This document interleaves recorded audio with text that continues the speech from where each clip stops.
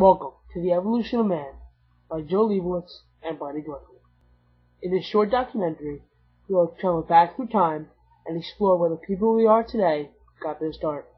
On the way, we will clear up some common misconceptions and eventually end up here in 2012.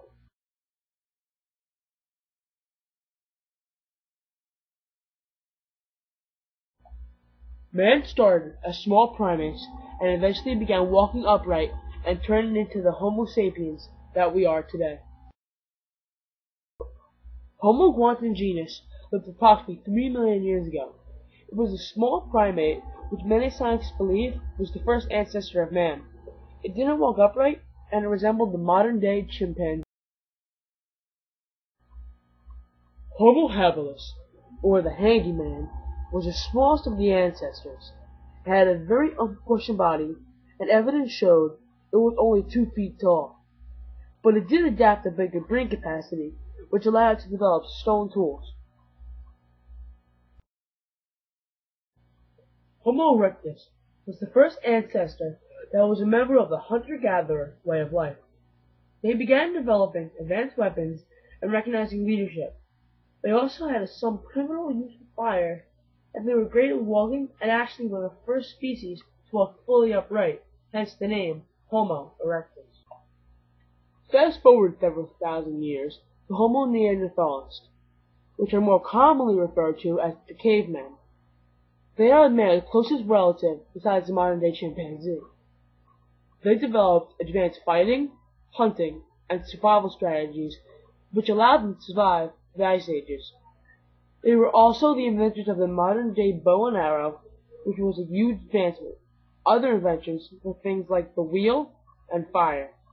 They were great walkers and runners, but they were still pretty short, only standing 5 foot at the tallest.